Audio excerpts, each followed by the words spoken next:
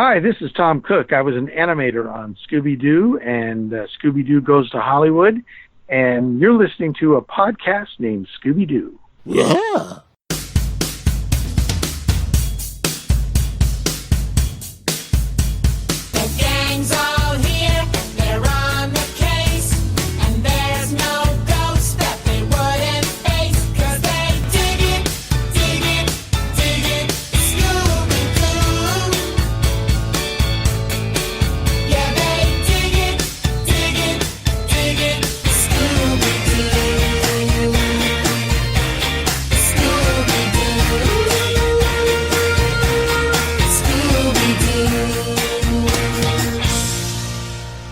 Hey gang, and welcome to another episode of a podcast named Scooby-Doo, the show that attempts to unravel 50 years of mysteries, meddling kids, and masked villains. My name is Mike Josick, and I'll be your guide through all things ghostly and groovy as I investigate every angle of every mystery and beyond. So grab yourself some Scooby snacks, fire up the mystery machine, and let's start the show. Did he say ghost? Like, man, why do we always end up in haunted places? Every single time! Just lucky, I guess.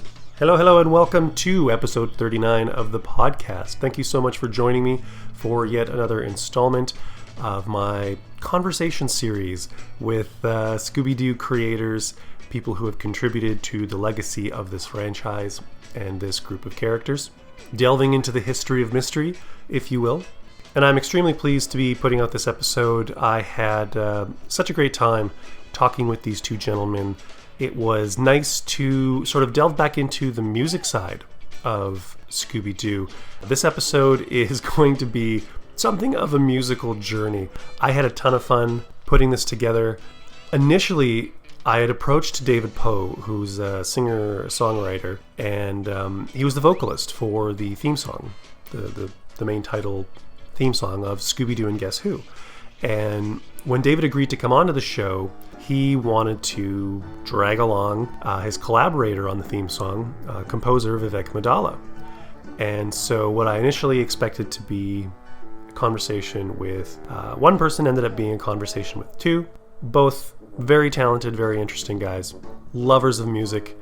And what I thought was also going to be about a half an hour conversation on a 19-second piece of music ended up, in its raw form, it was almost 2.5 hours. And it's been severely cut down, of course, but it is still going to be a two-part conversation. I am going to release part one. You're listening to it right now, and I will shortly get part two out there for all of your completionist goals and enjoyment. And at David's behest, I also tried something a little bit different with this episode. Kind of wrestled with it. The conversation was not structured to include anything outside of the conversation. And since we were talking about music with musicians, David was eager to have me insert some music, to have some musical interludes. He very much wanted people to hear and experience what Vivek put together, and you know, we talk pretty extensively about the instrumentation and the arrangements. So to have the opportunity to actually hear some of the music, it made sense. So I hope it's not too jarring. I think it worked pretty well. I'm curious to hear what you guys think. Something that going forward, when talking to people who have been involved on the musical side of the franchise, I might do this again. I hope you enjoy this first part of the conversation with singers, songwriters, multi-instrumentalists, composers, David Poe and Vivek Maddala. And I will see you guys on the other side. Enjoy.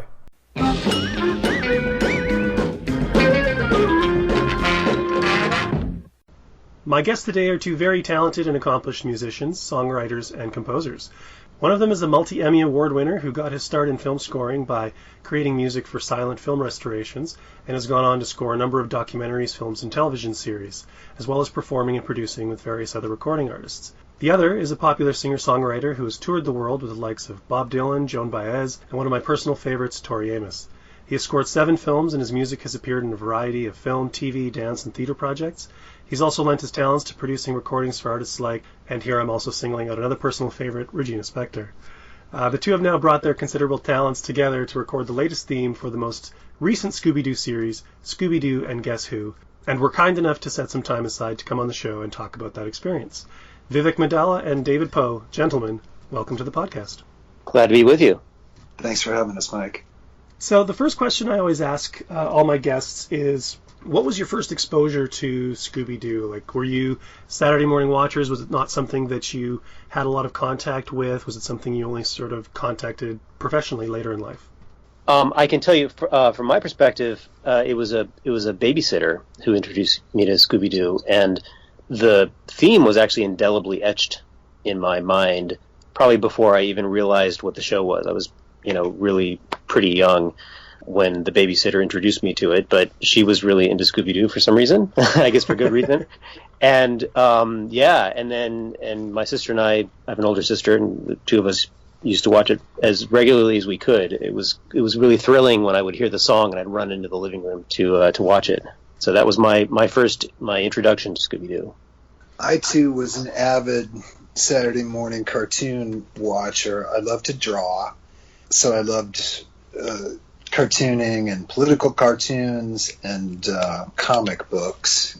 And yeah, I too had that theme absolutely etched in my memory, and which came to good use when we actually re-recorded it.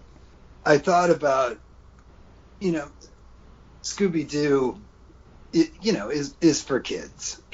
I was wondering why there was a podcast about it, since it's so kid-centric rather than for adults. But then it really is one of the most enduring animated franchises. And when I was thinking about coming on your show, Mike, I was thinking, well, the lessons of Scooby are not bad lessons. It teaches kids to explore and disrupt, and that dogs are the best, and to embrace adventure and develop friendships and learn to confront your fears, because there's evil in the world that you'll have to confront. But the evil is not a magical, supernatural evil, right? Ghosts are not real is their big message. So it trains kids maybe on some level to fight the real enemy. It's why Carl Sagan was a fan of the show. He liked the skepticism of it. Nice. Yeah, right. That's interesting. Harry Houdini would have loved this show. Yeah, he liked the fact that it taught skepticism, and the gang used, process of elimination, seeking out clues, all that sort of things to kind of interrogate, whatever the mystery was. And then, of course, at the end, it generally turned out to be some old white guy who wanted to scam somebody's real estate, something or other. Yeah. Yeah. Exactly. Right. I mean, that's actually an important formative lesson, to be able to discern fact from opinion, which, as we're finding out, is very, very difficult for people. So in that sense, Scooby is really valuable to the culture. You find out that Mr. Wickles is he's a kindly museum curator, but then he turns out to be an art smuggler, and you're like,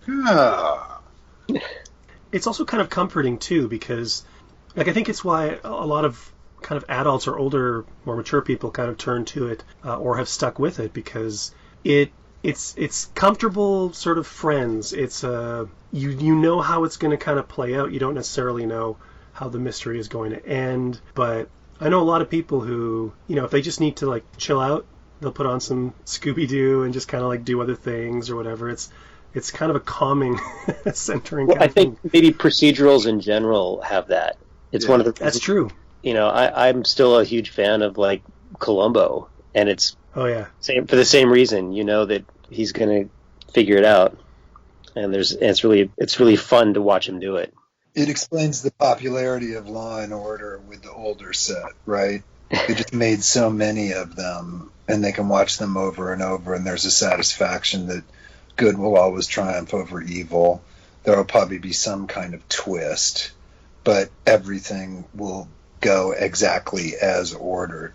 And in Scooby-Doo, the structure of each show and even the musical cues happen at around the same time, right? There's the beautiful theme, then there's the eerie cue where we see the instigating factor, then there's sort of the traveling music, there's the piquant comedy between Scooby and shaggy and eerie music and thrilling music and so on, but all the cues are the same in every episode, at least in the original series, I should say. That music was genuinely eerie in some places. It ran that whole gamut of like absolute over-the-top comedy and just kind of atmosphere setting. And there's also like a little bit of jazz. Yeah, interestingly, I had a lot of conversations with the director, Chris Bailey, about it, and of the new show, the Scooby-Doo and Guess Who.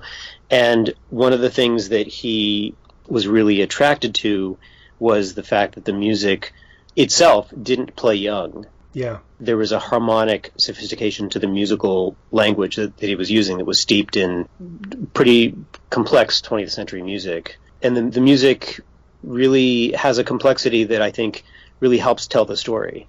And that's one of the things that he wanted to recreate with the new show was, he didn't want the music to play young. He wanted it to, to kind of follow in the traditional Hoyt Curtin style of harmonic richness and counterpoint and complex jazz chords and so on. Nice. I wanted to talk a little bit about your guys' backgrounds. We've already dipped our toe a little bit in the Scooby-Doo pond, but Vivek, your original journey was not one that was heading towards a musical career. You actually studied engineering and physics, if I'm not mistaken? Yeah. Yeah. Well, I actually went to music school first. Okay. But when I was 15, I entered the Berklee College of Music in Boston to be a jazz drummer. And in the small town that I grew up in I grew up in Gainesville, Florida, I was sort of the hotshot drummer in town. And then I got to Berklee, and there were a million other guys just like me. and that was quite a big surprise for me, although it shouldn't have been. And it was there that I really, realized that my main strengths were more in writing and producing. Although, I was a decent drummer, I was no Vinnie Colaiuta.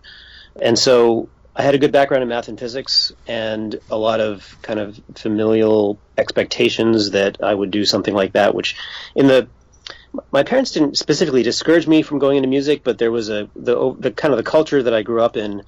My father was an academic, he was a mathematician, university professor, and there was an expectation that I would kind of follow in his footsteps because going into the arts was not so much frowned upon as much as sort of my parents, the attitude was sort of that's not what serious people do. That if you're a serious person, you're going to go into math and science, and you can play guitar on the side and that'll be fun, but that's not what a serious person would do. So, I had that sort of cultural programming in me, and I've spent most of my adult life trying to deprogram a lot of that.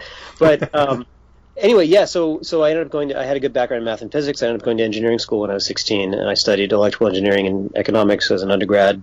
In parallel, I studied, big band jazz orchestration, and I played in a jazz ensemble for a number of years, and then later went to graduate school in electrical engineering and applied physics. But I always had this kind of gravitational pull back into music because that's really what I wanted to be doing. And eventually I had a few kind of excursions back into music, first with the rock band Boston. I remember them from the 70s and 80s. So in 1997, Boston released the Greatest Hits album, and I joined them for the U.S. tour.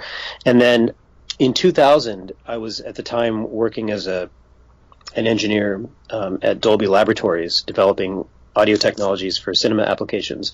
And there was a national competition for film scoring that was co-sponsored by Warner Brothers and Turner Classic Movies, Guitar Center. The grand prize was a one-off movie deal to score a silent film restoration for Turner Classic Movies, and so I entered the competition never having written anything to picture before. I'd been writing music for many years, but nothing to picture, so I didn't really know what to do. I had to sort of on the fly figure out how to deal with QuickTime movies and so on. And then so I entered the competition, and I managed to win the grand prize, and so I scored my first feature film for Warner's through Turner Classic Movies, which then led to 5 more films for them. They kind of made me sort of like a quasi-resident composer. Then years later, I got the Sundance Film Scoring Fellowship, which kind of brought me more into independent film. And eventually, years later, then found my way into animation through Tom and Jerry. And it was actually through Sundance that I met David Poe, and was very impressed with him both as a musician and as a human being. And in the subsequent decade, I guess, that I've known him, every opportunity to work with him, I've tried to embrace. And David, has music always been in your blood? Was that always your path? Yes.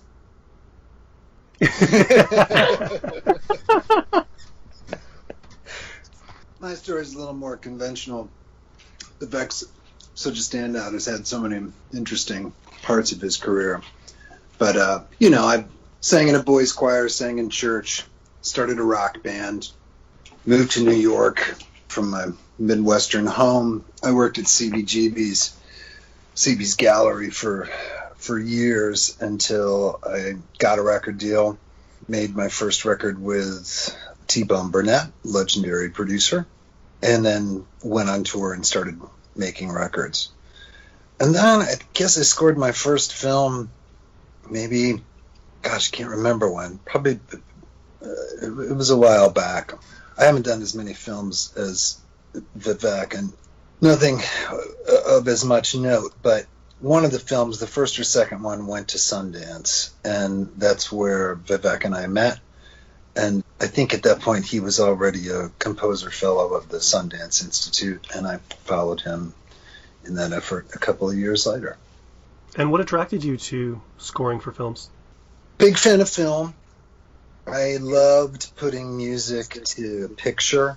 It was refreshing to score a film and just have it be instrumental music after, you spend a year writing and recording an album or producing someone else's album. And that's, a vocal-centric thing, a song thing that is specific. So I was very freed by being able to do, the instrumental stuff only. And it was really great to, one project informs the other. So, write a score for a movie, and then you're like, oh, I can't wait to write some songs. And then you do that, and then you're like, God, it'll be so great to not have to write songs anymore. And then you do another film. So I went back and forth between those two things for a while. And also, like, Vivek did some dance stuff, some scores for dance that included pop songs and also traditional score. Yeah, David has written music for Palobolus, the really amazing New York-based modern dance troupe. One of my favorites.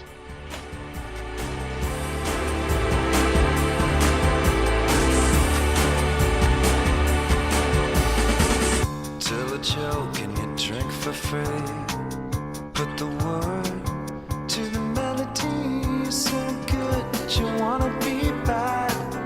Never gonna be new again. There's a pretty clear sky somewhere. Highway to the rest of the world. Touch a star and you're gonna get burned. Rock and roll never learn. If it gives you joy, it gives you joy. And you don't have to explain it. It gives you joy. And you don't have to explain it. If it gives you joy, it gives you joy. And you don't have to explain it. It gives you joy.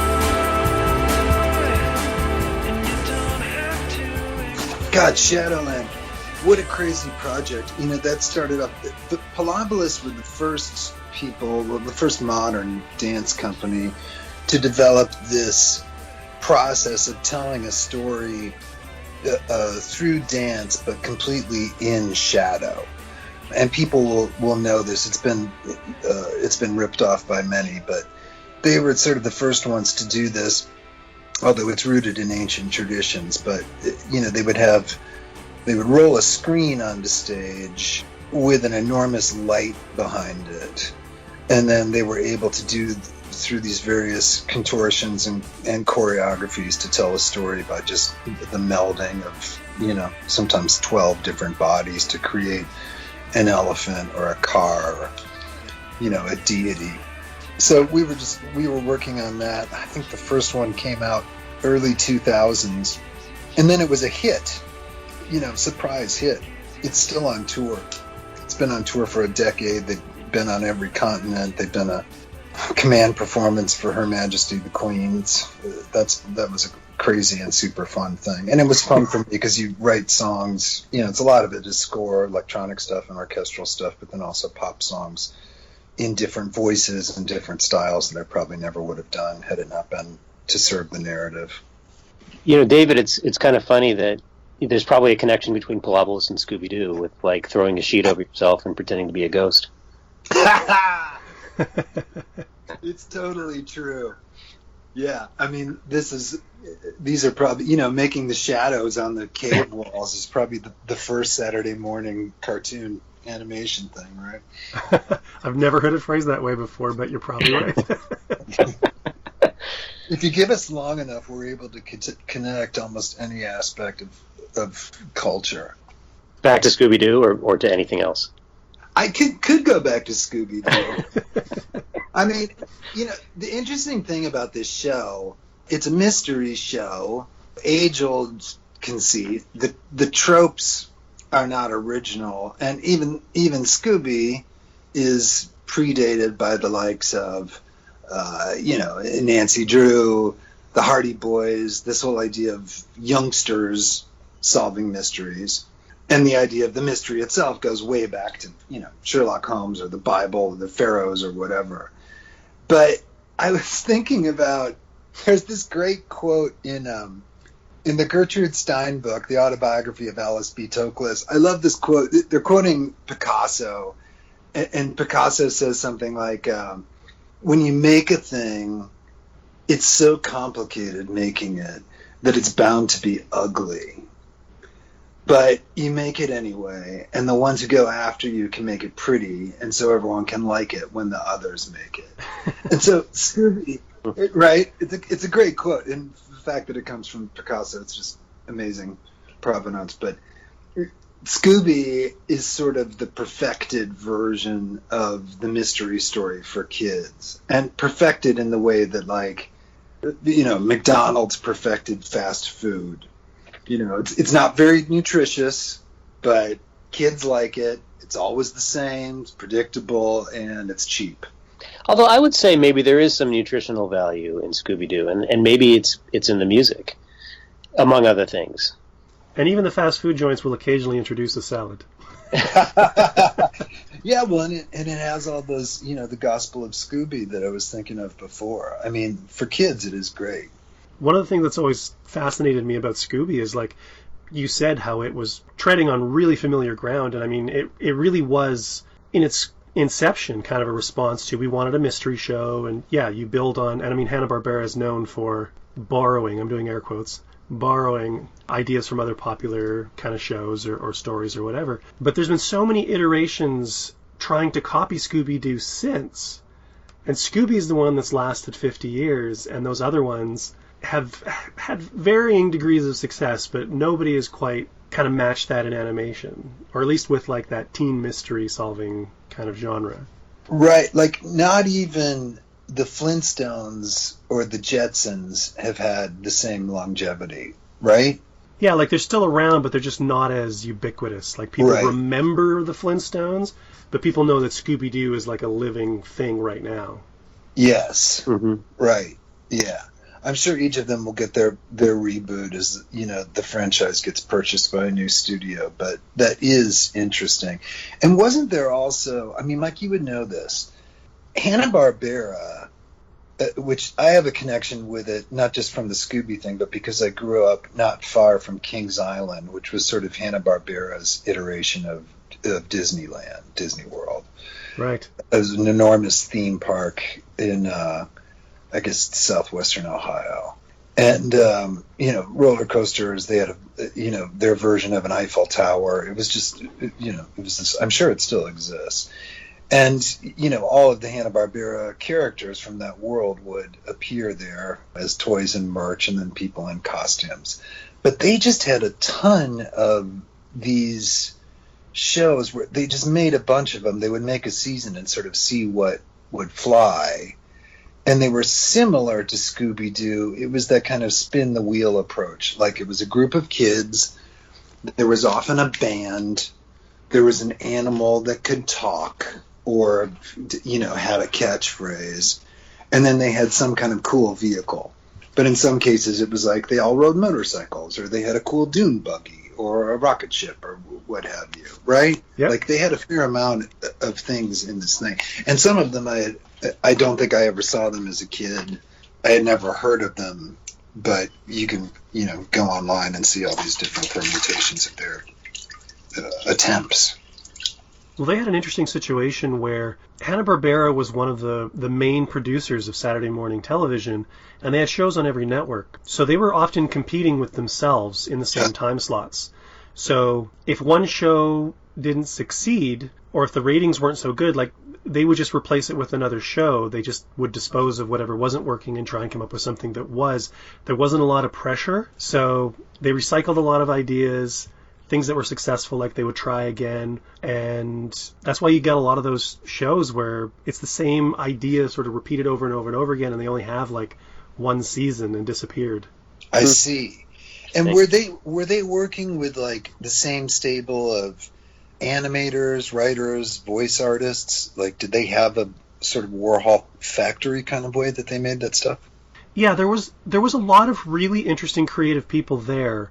Like people who had worked on the Warner Brothers Looney Tunes stuff were writing for, Yogi Bear and the Flintstones. But because they were operating at a certain budget level for television, and they had to pioneer kind of this whole infrastructure and system of producing animation for television on those deadlines and budget lines, I guess, there was a lot of the repetition and they were experimenting, but I think they were experimenting more on a technical level than they were kind of on a narrative level. And they were also aiming it at kids. It was for Saturday morning, and there wasn't a lot of expectation to actually perform. It was just like, as long as there's some jokes, as long as there's some, bright colors and interesting designs. So I think it's why a lot of people who kind of came through that system, they have like this weird kind of love-hate relationship with it, because the people were interesting, the environment was interesting, and the work always seemed to be there, but because the work could only get to a certain level in most cases, there's like this weird proud, not proud of it. Right, yeah. Because and it's been accused of basically being like an animation factory, and that it was more commerce than art. Clearly. But if you sit down and like look at some of the people who worked on it, and like those backgrounds on that original Scooby-Doo series are gorgeous. The backgrounds on the Yogi Bear cartoons were really interesting, like impressionistic, the way they would use colors and shapes to kind of imply the woodlands of Jellystone Park. Really beautiful, beautiful stuff. And then you have these incredibly simply designed characters, very few lines, but very striking, and some really interesting color theory at work. So it's one of those things where it doesn't get enough credit, but it also kind of deserves some of the non-credit it gets. Right. Like there were people doing good work inside of the system that was precluded by budget and deadline from doing excellent work, and then it sort of manifested in essentially a disdain for their audience because they were kids and it was free, basically. And was Yogi Bear, was that their first, or was that their first hit, or how far back does Hanna-Barbera go? Well, I think Tom and Jerry preceded. Tom and Jerry was what they did at MGM for like 15 years or 20 years or something. I think it was 1940 to 1958. So that's the prototype. 57, MGM shut down the animation department. 58, I believe they started up Hanna-Barbera with a show called Rough and Ready.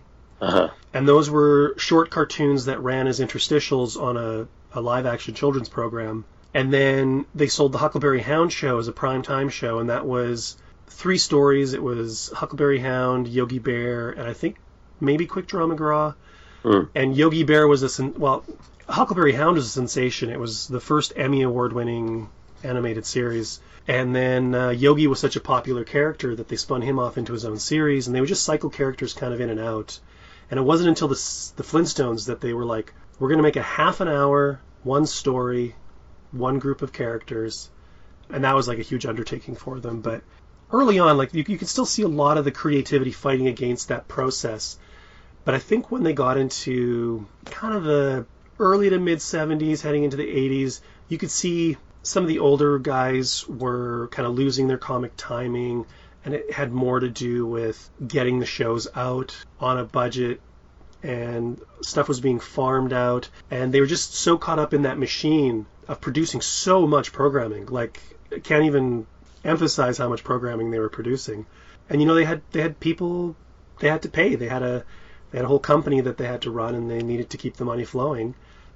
I think that's, as I kind of said before, I think that's where a lot of people started seeing the shortcuts and seeing, Bill and Joe being a little bit more the businessman, the salesman, and the production guy, more about just kind of getting that bottom line taken care of, and less about, the art of it. And you look at Tom and Jerry compared to some of the Hanna-Barbera stuff, and it's like they had, I think, 6 times the budget for a single 7-minute Tom and Jerry short that they did for an entire episode of, like, Huckleberry Hound. Oh, wow. Yeah. So this is sort of the triumph of the Tom and Jerry reboot that Vivek has worked on, is that they were going back to not just that original style, but the same quality of animation, because that's the original Tom and Jerry stuff, and then the reboot stuff is on a par with some of the classic, Looney Tunes, maybe even some of the early Disney stuff, wouldn't you say? Well, I mean, the original Tom and Jerry from, like, the 1940s was beautifully hand drawn. Yeah. And the storytelling was very patient and sweet. In subsequent generations of Tom and Jerry, I think the show developed a reputation for being really violent. And in fact, like, Itchy and Scratchy on The Simpsons is like a spoof of the ridiculousness that Tom and Jerry became. But the new show is, Darryl Van Citters, who's the director, was very clear that he wanted to make it more like the original. And I think it is, except that because of budget and time constraints, they are using, like, flash animation to do the animation, as opposed to everything being hand drawn like it was in, say, the 1950s, which is really too bad. And I know that the director would rather have everything be hand drawn, but just the economics of what Warner Brothers is requiring in terms of the number of episodes and in a short period of time, I think that's the only choice they have.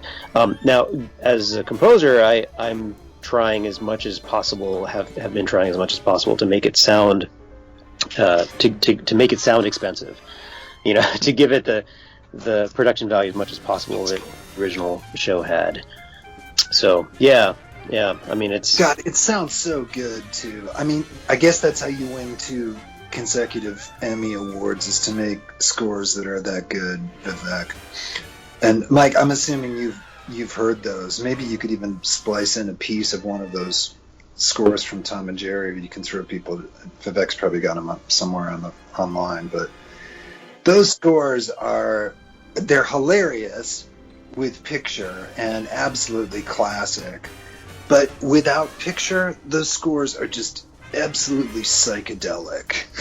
Like, it is a whole trip, and they're like, I don't know, it's like Leonard Bernstein meets John Zorn or something. They're frenetic and beautiful, and they fully inhabit one emotion before going to a completely different one, because they're locked with picture. But when you hear them without picture, it's actually a lot of fun.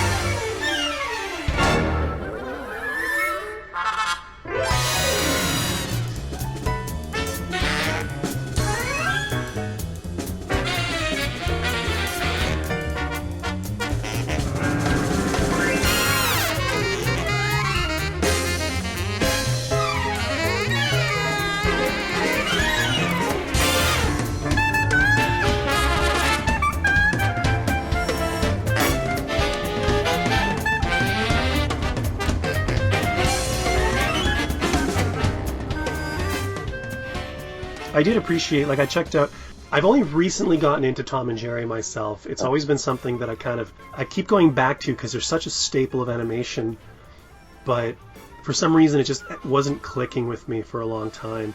And since I've started doing this podcast, which kind of covers I mean, Scooby-Doo's sort of the focal point because there's been so little history done about the show, but I've kind of adopted this broader Hanna-Barbera kind of mandate, mission statement, because they're all kind of connected, and I've started exploring Tom and Jerry, and I've really been enjoying them.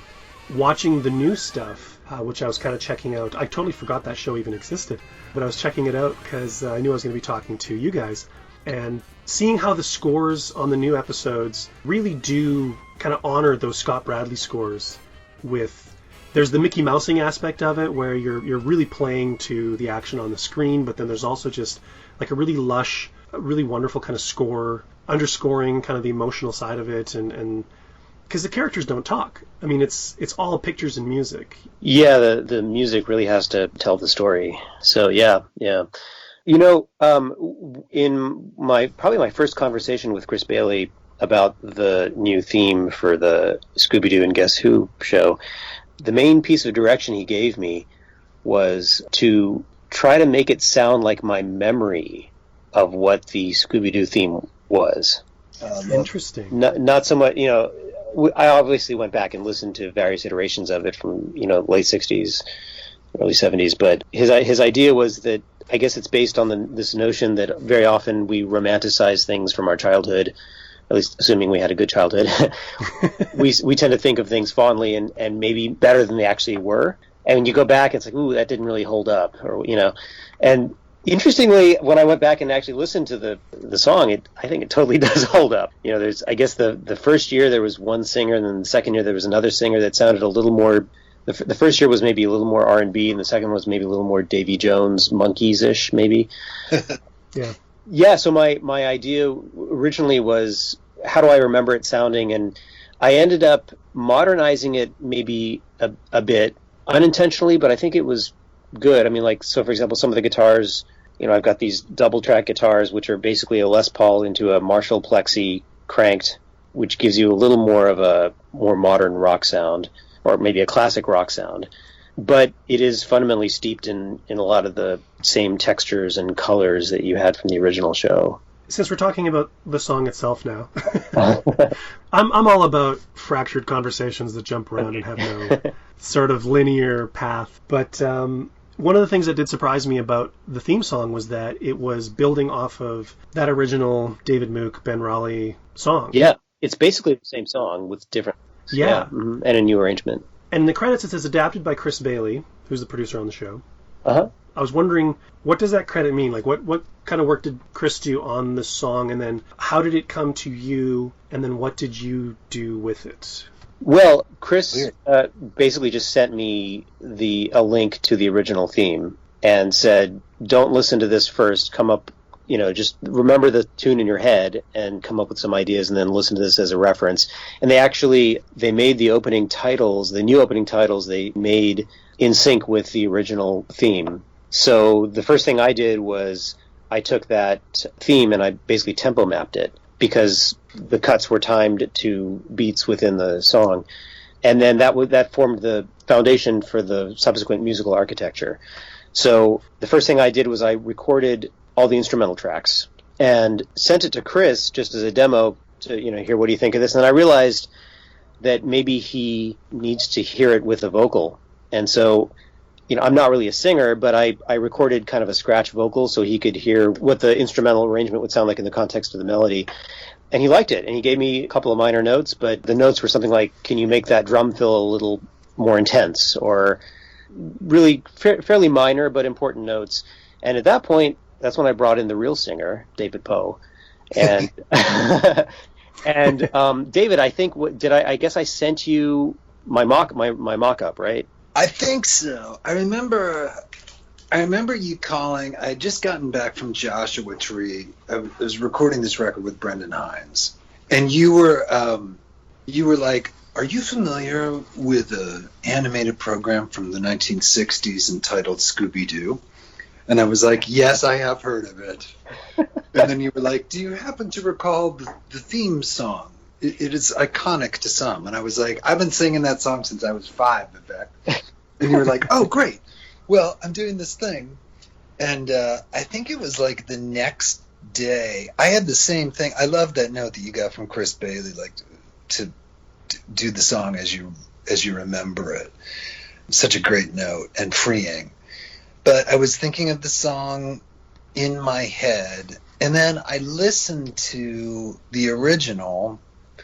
You know, the memories flood when you hear something like that, and I hadn't heard it in years, of course, but I noticed two things about it. One was that, and I didn't know there were two different versions, but I think the version that I'm familiar with is the one that was informed by the Monkees.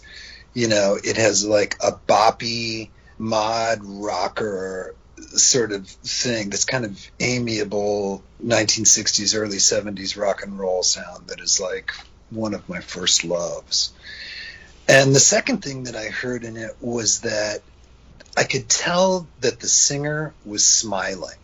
Mm-hmm. You know, there was just something about the diction, basically, that, you know, you could hear the smile in his voice. And so I took that note, and I remember like putting the song on a loop in the car while I was driving over, like, to your studio, Vivek. Vivek's got, that's something interesting to talk about too. Vivek's got like the only solar powered recording studio I've ever been in. But I was heading over to his studio with the top down, singing Scooby-Doo at the top of my lungs. And when I got there, you know, the track was so perfect. The work that Vivek had done was so like but not like the original, that, you know, we set up a mic, and I couldn't help but sing it in the style with a smile on my face that I knew from childhood. And it just came together immediately. It was like, great. And Vivek was like, let's do another one. So I sang it again. And it was like, great, you know. And then Vivek was like, you know, the director said to have our way with it, maybe we should do, you know, one where, you know, you sing it more like if you were singing one of your own songs. Yeah, so I think my note was, let's do a darker, brooding David Poe version. Now that I would love to hear. Anyway, we did that, and we were like, that's cool, but let's listen to the first one again. Yeah, well, and that thing is, you could listen to the first take, the second take, and the third take, and hear that David was smiling in the first two takes just by listening to it. And the third take was actually really good. It's just it was something else. Yeah. Well, they always say that you can hear, when you're talking to somebody on the phone, you can hear when that person is smiling when they're talking. There's something in the shape of the mouth that seems to be communicating. Yeah, more air or something. Yeah. Maybe, yeah. Yeah. But anyway, it was a ton of fun. We were laughing all the way through. It sounded amazing. And then, yeah, we were like, oh, what other cartoon themes can we work on? So, as I recall, we did it very quickly, right? I mean, yeah. I think the first take pretty much is what the final version was, the first take, I think, right? So we did it was basically one main vocal, and then we doubled your lead vocal and brought it down like 6 dB just to fatten it up, right? And then you recorded a harmony that was like a third higher harmony, I think. In fact, I happen to have the tracks open right here. I don't necessarily need to play them, but I can reference them, and it looks like, yeah. So we did a harmony and doubled that as well. And mainly what you're hearing is that first lead vocal, I think. Like that's what catches your ear, and the other stuff sort of fills it out. And then Vivek is singing the backing vocals, which were there already, and was part of the reason why I was able to do it so quickly. It was just like the track was so perfected. Oh yeah, so my original idea was I wanted David to sing on all the parts because he's awesome and I am not, and so that was the intention. And then somehow when we juxtaposed the original kind of harmonies that I did with his lead vocal, it kind of worked in the sense that it sounded like more people, which I think sort of fits the vibe of what we're after with the song, was this almost kind of gang vocal kind of thing. And so that's what we ended up with. So your original scratch track was included, or you recorded new ones? So my original harmony vocals are part of the final version. Very cool. But the lead vocal and the harmony, the main harmony that's all David. Yeah. And they used the original theme as a temp track for the titles when they were putting those together? They did, yeah. They used the 1969 version, I think, which is a kind of slightly more R&B-ish version. Right. So that's, but I think I wanted it to be a little harder and a little more syncopated. So it's got a bit of it kind of boogies a little more. Now, interestingly, after that was all locked and done and everyone signed off, all the suits at Warner's and so on, they came back and realized that they wanted something that evoked the scariness of the original title before the pop song comes in, which is, with the bats and so on. And so I went back after the fact and did a few variations of that, and then we combined the two, and that's what you hear now, the opening titles. You also added a significant amount of brass. I did, yeah. So there's definitely. I was talking to David about this the other day because it's something that I'm interested in, and I think he is too. I kind of did this thing that I've been experimenting with for the last couple of years, which is sort of a Tower of Power-ish brass section, which is more sax heavy than trumpet and bone heavy, and that's the horn section that you hear in the new title. It's got a little more of a reedy, throaty sound than what you might typically hear, but it also has. I think it gives it a bit more of a vintage sound as well. Is there a baritone sax on that one? There is. Yeah, it's one trumpet, one bone, alto, tenor, and bari sax. That's so great. Yeah, that's Tower of Power, right? In fact, I don't know if this is going to translate, but I'm going to solo for you just the brass, and you'll hear it right now.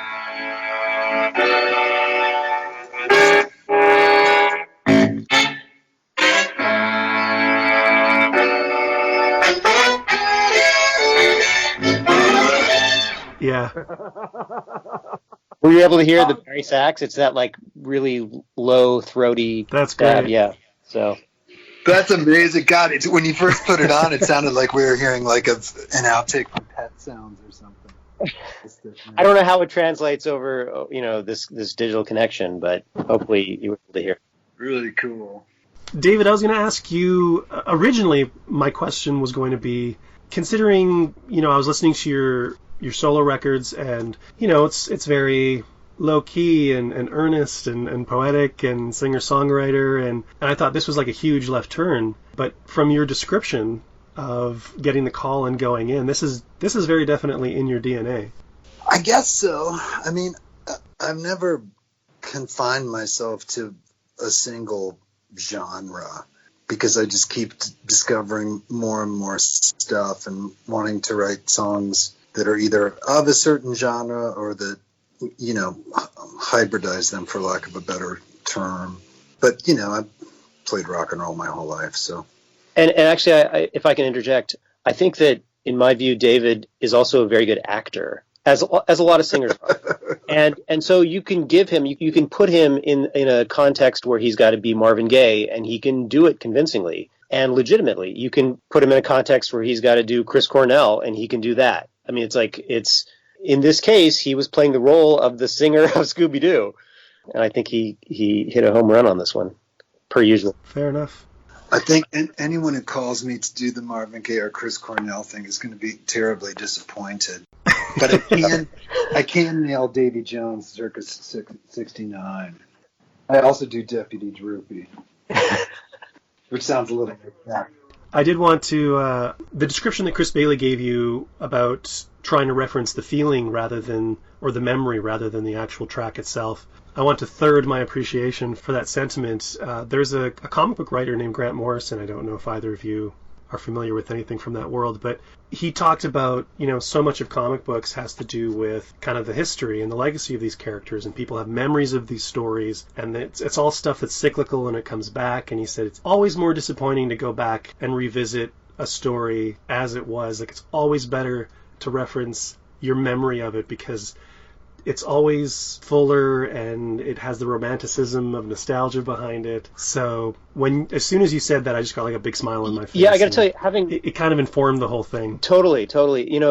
And David can speak to this as well. But a lot of times when you're working with a director or a producer, a big part of film scoring is not just the writing of the music and the execution of that writing, but rather a big part of it is getting inside the head of the director and understanding their aesthetics and what they're after and internalizing those. The fact that Chris gave me that piece of direction, I thought that was one of the best pieces of direction I've ever gotten from a filmmaker, because it told me exactly what I needed to know and nothing more. And it really gave me a window into what he was after, which was not, it was exactly the right amount of information and the kind of information that a composer wants to hear in order to be able to exercise their craft and not feel micromanaged, but also it was also very precise direction. So yeah, I thought he really threaded the needle just right on that. It's like the composing version of not giving a line reading. Yeah. That's right.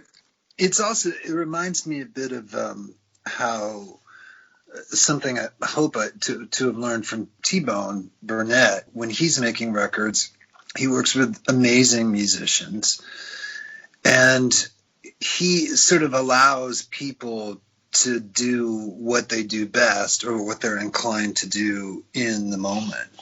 And this is why those records are so amazing, is that he's just supporting people and helping them realize themselves and the best version of themselves inside of the record. So that is a great note. And it's a good note for anyone that's doing collaborative art, that form of leadership where you just let people do what they do the best they can do it. And then, you can nip and tuck and EQ and put reverb on it later on.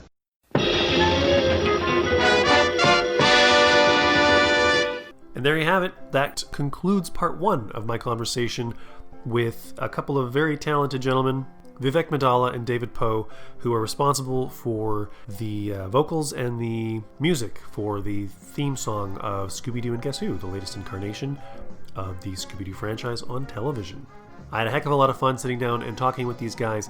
I hope something in this conversation has sparked you to do a little bit of exploring of your own, to have a musical journey of your own, and that you want to check out more from Vivek and David. And if that is definitely up your alley, I would highly recommend checking out their websites.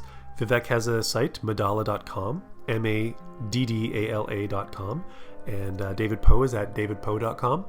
And if you go there, you'll find more information on both of these guys, and there's links to their music, to videos, to social media, the usual things that you find on a website. They've done a lot of really cool work, film scores, pop, rock, singer-songwriter. There's a lot of stuff to go through. And if you're a lover of music, I don't think you will be disappointed. Another thing I don't think that you will be disappointed with is what's coming up in October. It's going to be kind of a busy month for me outside of the podcast, but I'm still going to try and get a number of things out into the world. On top of part 2 of this conversation, I also got a copy of Happy Halloween Scooby-Doo, courtesy of Warner Brothers. So I'm going to do a review of that film, and there might be an interview attached to that as well, which will be really cool, working on that. We're also going to have a previous guest on the show coming back to do another conversation and hopefully another commentary. I'm hoping to have actually a couple commentaries come out in October. So there's going to be some extra episodes. There's going to be hopefully 2 interviews, this one with 2 parts and then a single part for the next one. So hopefully October has some content.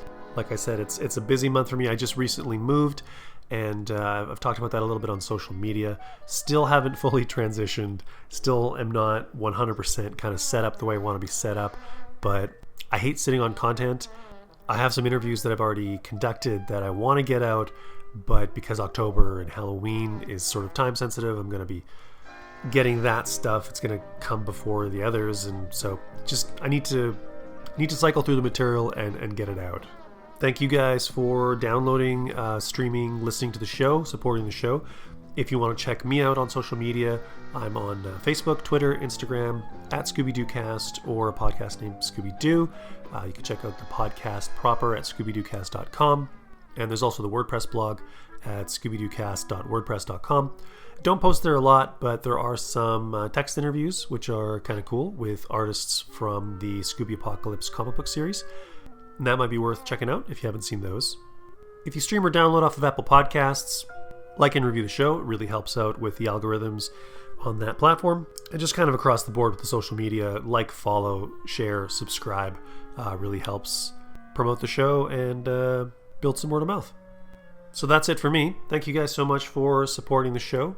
Be sure to keep your ear to the ground, watch the social media for any news or updates, and be sure to check out the new episodes as they roll out this October. It's a crazy world out there right now. I hope everybody is staying safe, is staying well, and I look forward to seeing you all on the next episode of a podcast named Scooby-Doo. Around instilling fear. Exactly how she did was still unclear until we saw the broken flight rig of the balladeer, whose name is Kyle! Kyle! The hovering balladeer! Kyle! Everybody cheer! This is how we solve the mystery. This is how we solve the mystery. So in summation, this narration's my donation to the art of mystery solving dictation. And here's what the bad guys say when they play where the law forbids. Would've gotten away with it too if it wasn't for you meddling kids. This is how we solve the mystery. Bye.